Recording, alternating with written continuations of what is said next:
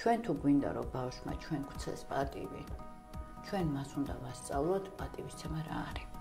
თანამედროვე სამყარო რა ტიპის აღზრდელო გარემოს მოითხოვს და რამდენად მზად არიან. ჩვენ თუ გვინდა რომ ჩვენი შვილი იყოს ჰარმონიული, პასუხისმგებლიანი, ზრდილობიანი, ეთიკური, მორალური, პირველი უნდა ჩავიხედოთ საკუთარ თავში საათების რაოდენობას, რამდენი არის დასაშვები, რომ ბავშვი ურთიერთობდეს ამ ციფრულ სამყაროსთან და თუ რაღაცას ვკრძალავთ რეალურად, ეს უნდა იყოს ახსნაგან მარტებით.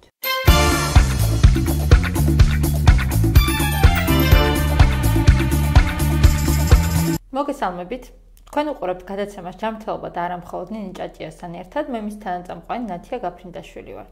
სანამ უშუალოდ თემაზე გადავალ, მინდა მოგიწოდოთ, რომ გამოიწეროთ ჩვენი არხი და ლაიქოთ ეს ვიდეო და გაუგზავნოთ თქვენთვის საყვარელ ადამიანს, რომელსაც გინდათ, რომ უფრო მეტი ინფორმაცია ქონდეს მენტალური ჯანმრთელობის ირგვლივ და ზოგადად ჯანმრთელობას. დღევანდელი ჩვენი სასაუბრო თემა ბოლო პერიოდში ჩვენ აქტიურად მუშაობთ უფრო მეტად ბავშვების განვითარებაზე, რადგან ნინი არის კრიტიკული აზროვნების სკოლის დამფუძნებელი და ამ მიმართულებით ძალიან ბევრი საინტერესო აქტივობები გვაქვს, ამიტომ გეტყვით, რომ აღწერაში გადახვიდეთ და კრიტიკული აზროვნების სკოლის სოციალურ მედიაში დაგვიმეგობრდეთ. მე ძალიან დიდი წინა სიტყვა გამოვივიდა ეხლა, მაგრამ დღევანდელი თემა ბავშვებიდან გამომდინარე არის ესეც და არის თანამედროვე ბავშვები და მოძველებული წესები. რომელიც, ფიქრობ, რომ დღევანდელ შეხვედრაზე ჩვენ ვისაუბროთ, ასე რომ ვთქვათ, ამ ოქროს შუალედზე, რომ რაღაცები არის მოძველებული, მაგრამ შეიძლება იყოს გამართლებული ამის გამოყენება, მაგრამ თანამედროვე ბავშვებთან ხშირად ძალიან რთული არის ხოლმე და ხშირ შემთხვევაში ჩემი პრაქტიკიდან გამომდინარე, შეიძლება ვთქვა, რომ ხა ბებიების თაობას, ჩემი თაობის მშობლების თითქოს რაღაცები არ ესმის. როგორ უნდა დავიჭიროთ ეს ოქროს შუალედი, რომ თუნდაც ბავშვიც ჯანსაღ გარემოში აღიზარდოს და როგორ უნდა შევინარჩუნოთ ეს ყველაფერი და როგორ უნდა იყოს ბავშვისთვის საინტერესო და ჰარმონიული გარემო. დღევანდელი შეხვედრა რაღაცა ესეთი მიმართულებით წავიყვანოთ. მე გავჩვენე. შენ გისმენ ამ თემასთან დაკავშირებით. ძიმე თემა არის და მიმართულებით ესე იგი ჰეითერება თქვენ იცით? კარგ კომენტარებს ნუ დაწერთ, კიდე უფრო დაამძიმეთ ეს კომენტარები და ამით რეალურად კიდე უფრო მეტად დაამძიმებთ თქვენს ოჯახურ მდგომარეობას თაობათა ჯახში. მე ვგიჟდები თქვენზე ისო და ძალიან მახალისებთ და ძალიან დიდ სტიმულს მაძლევთ. ამის ახლა ვისაც არ ესმის, ეს კომენტარებში აუცილებლად ჩვენი პეიჯით დავლინკოთ, როდესაც ვლაპარაკობდით მშობლებსა და შვილებს შორის ურთიერთობაზე და შენ საუბრობდი სანქციების დაწესებაზე, რა კომენტარები წამოვიდა, იმიტომ რომ ბევრისთვის შეიძლება საერთოდ გასაგები არც იყოს. არა, უშავს, გამგები გაიგებს, ოკეი, გადავდივართ ახლა მთავარ თემაზე. ანუ რეალურად თანამედროვე სამყარო რა ტიპის აღზრდელო გარემოს მოითხოვს და რამდენად მზად არიან ოჯახები და როგორ უნდა გავითვალისწინოთ, იმიტომ რომ ნებისმიერი მის კომუნიკაცია, დაძაბულობა ოჯახში ბავშვის განვითარებაზე აისახება, ხო?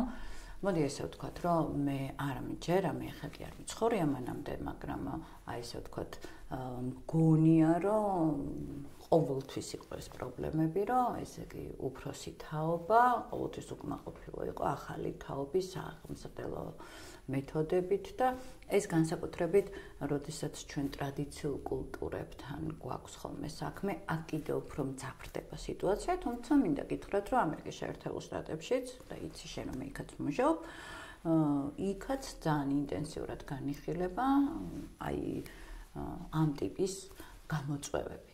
თავარი პრობლემა დავუყოთ რამდენიმე ნაწილი.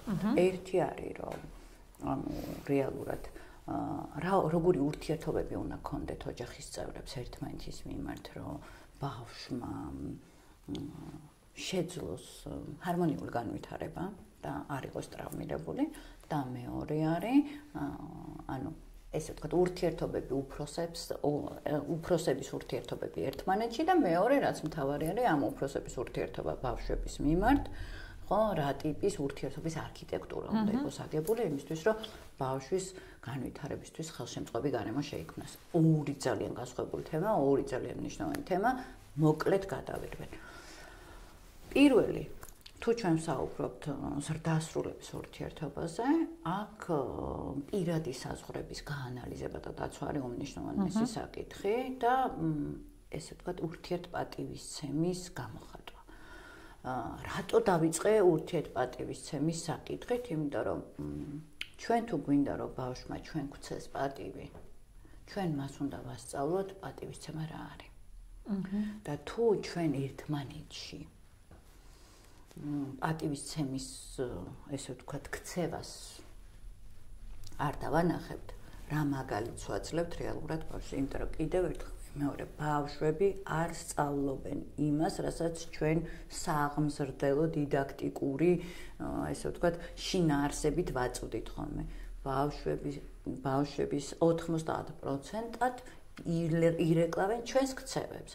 როგორ ვექცევით ჩვენს თავებს, როგორ ვექცევით გარემოს და აქედან გამომდინარე უყალიბდება ქცევითი მოდელები. ამიტომ ჩვენ თუ გვინდა რომ ჩვენი შვილი იყოს ჰარმონიული, პასუხისმგებლიანი, ზრდილობიანი, ეთიკური, მორალური, პირველი უნდა ჩავიხედოთ საკუთარ თავში რა მაგალითს ვაძლევთ.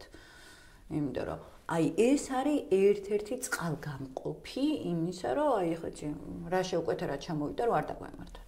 ეს მოდი ბავშვი მშობლების და ზრდასრულების თემა აქ დავხუროთ, იმიტომ რომ ეს ძალიან მტკივნეული თემაა, ძალიან ისეთი დიდად გასაზრებელი თემა არის და შეიძლება ამ მიმართულებას ცალკე გადაცემაც კი მივუძღვნათ, რომ კონკრეტულად რა პრობლემები არის, როგორი პრობლემები არის და ზოგადად რას იწვევს, როგორც ჯანმრთელებში, ასევე ბავშვებში ცალკე ვისაუბროთ.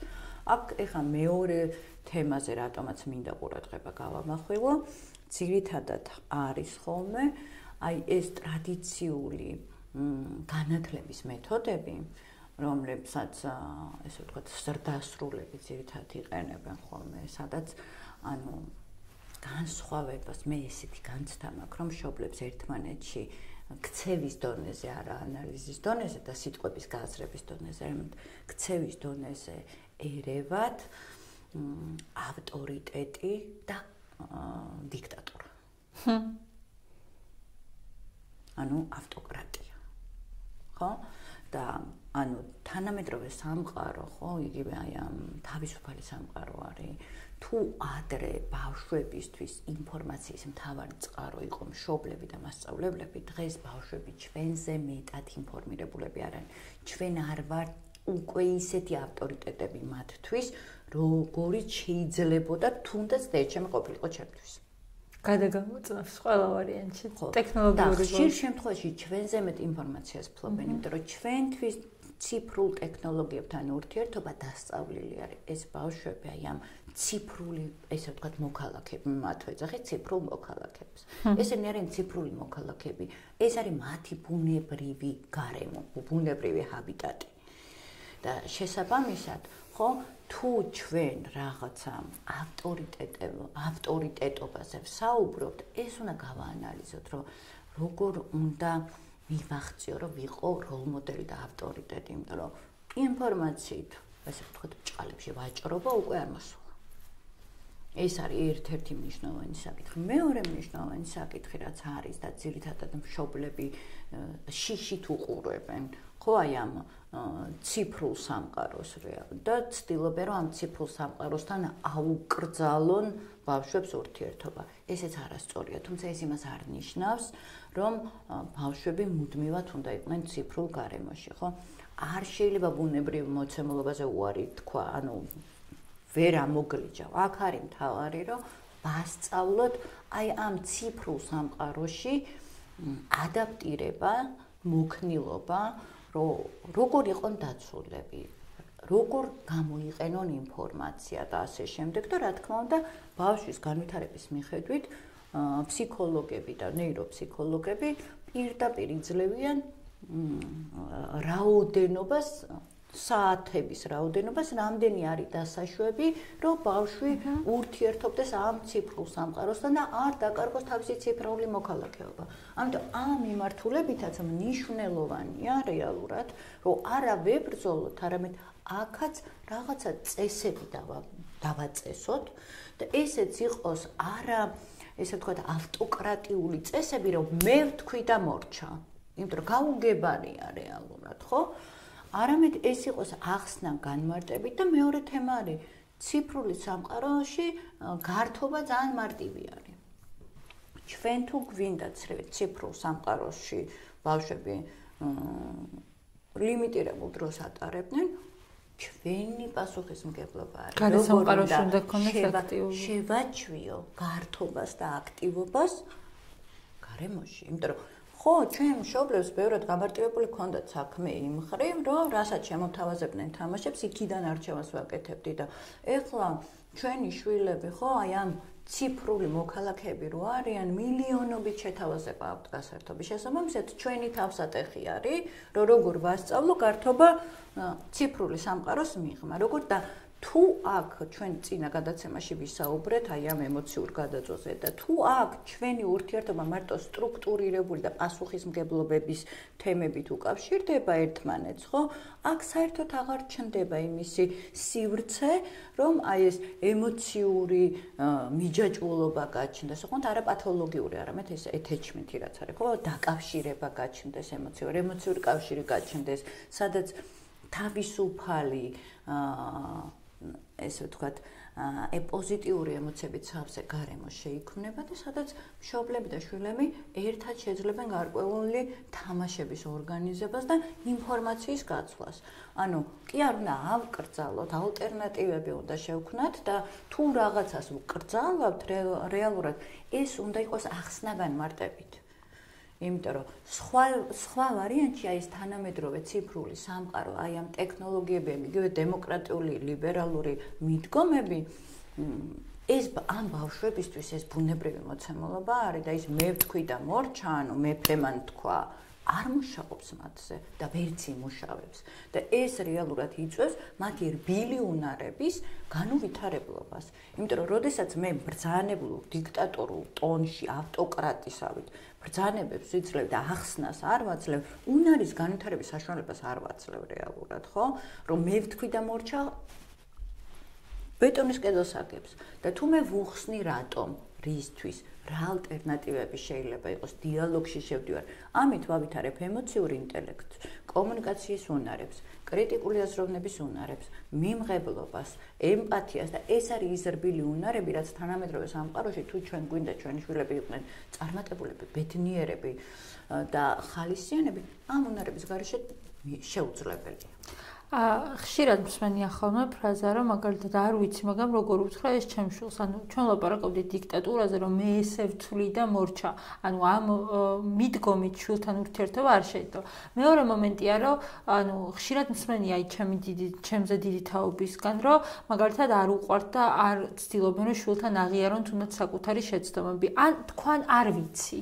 ხო? ანუ ამ შემთხვევაში როგორ არჩევას მისცემდი, ან როგორ უნდა მოიქცნენ მშობლები, რომ თავის თავთან გააცნობიერონ ის, რომ ხშირ შემთხვევაში აღიარება შეცდომის და იმის თქმაც, რომ არ იცის და მოდი ერთად თუნდაც დავგუგლოთ, ერთად ვკითხოთ ხელოვნურ ინტელექტს, იმიტომ რომ ხელოვნური ინტელექტი ჩვენი ყოველდღიური წყარო, ჩვენი ყოველდღიური ცხოვრების ნაწილი არის, ანუ რამდენად სწორი არის, რომ თუნდაც ის ავტორიტეტი რაღაც სიტუაციაში არ ჩამოინგრეს. კი, ანუ მოდი ესე ვთქვათ, რომ ეს ბავშვები, აი ამ ციფრულ სამყაროსთან ბუნებრივ ურთიერთობაში არიან, ძალიან კარგად ხვდებიან, რომ წარმოუდგენელია ზრდასრულ ჰქონდეს ყველაფერზე ინფორმაცია და როდესაც მე ვპოზიციონირებ იმას, რომ მე ყველაფერი ვიცი, მე ამით ვასწავლი ტყუილს.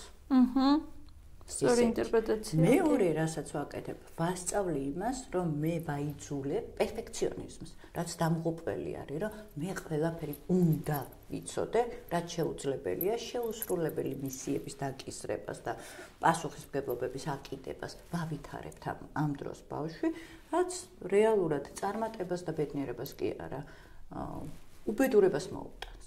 ვერ იქნები სუქრონიკულად პასუხისმგებლობის აკიდებული, როდესაც გეშინია გააჟღერო იმისა, რომ რაღაცა არ იცი და ვერ გეცოდინება ხელოვნურმა ინტელექტმა, ჩვენზე მეტი იცის ყველაფერი, ხო? აქ თემა არის, რომ ხო, შეცდომებიც მოსულა. შეცდომებზე საუბარიც მნიშვნელოვანია, რომ ხო, მაგრამ მეორე თემა არის, რომ მე რო შეცდომას ვუჩვევ, ამას შეცდომად და დრამად აღვიქვავ, თუ რა გამოცდილებას მომცა ამ ჩემმა შეცდომამ, ხო? მაგრამ თუ მე ქრონიკულად ერთ და იგივე შეცდომა არ არის და ბოდიში იდიოტიზმია, ხო უკვე?